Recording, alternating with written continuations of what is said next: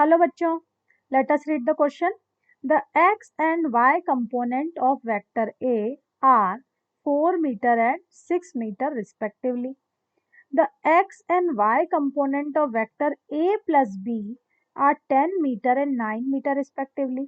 Find the length of B and the angle that B makes with the x-axis. तो देखिए, यहाँ पर हमें किसी वेक्टर के x और y कंपोनेंट दे रखे हैं. So we should know as key concept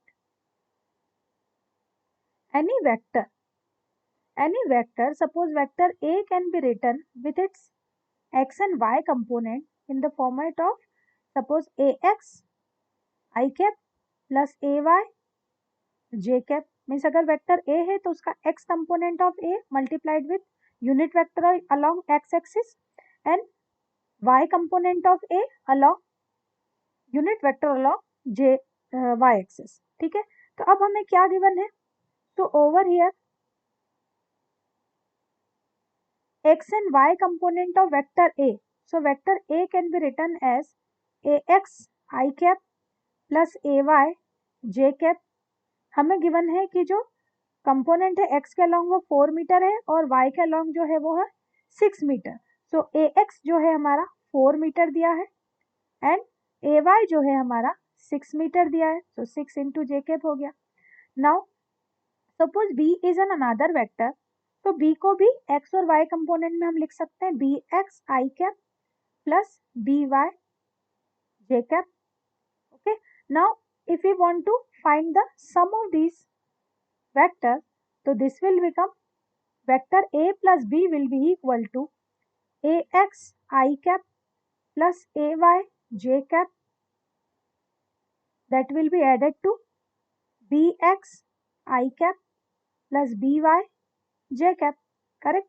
Now x and x component will get added together, so this will become ax plus by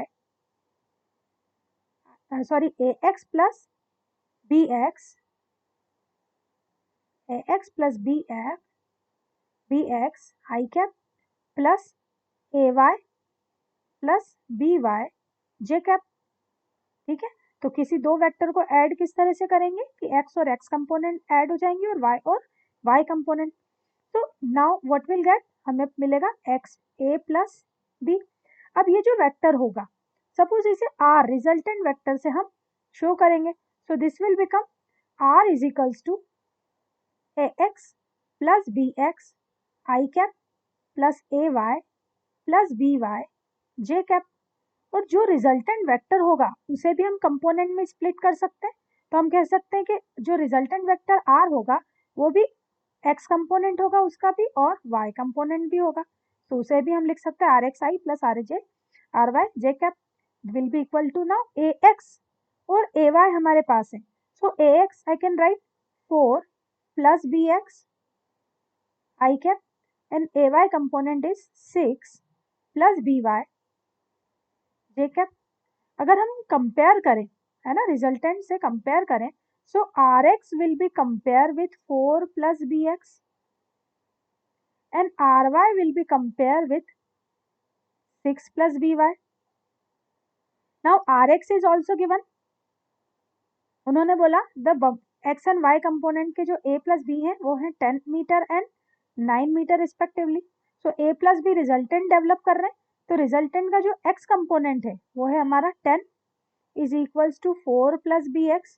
तो यहाँ से हम सॉल्व कर सकते हैं. x component of b will be 6 and unit is meter, है ना, and y component of resultant is 9 meter. So 9 is equals to 6 plus by. यहाँ से हम कह सकते हैं y component of b will be 3 meter, है ना. ये दो आंसर आ गए हैं. So this is x and y component of b vector. So when we'll add together, so we can write vector b will be equal to bx of I cap plus by of j cap. bx is 6 I cap, by is 3 j cap. तो ये हो गया vector b.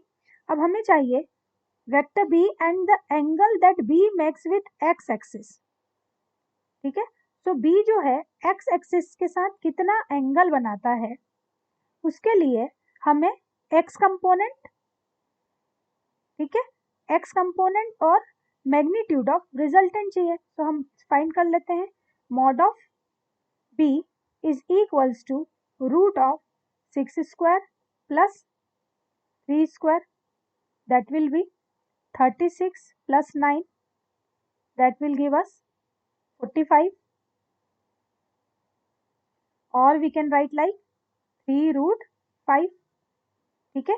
So mod of B जो है वो है हमारा 3 root 5। अगर हमें एंगल चाहिए दैट मीन्स cos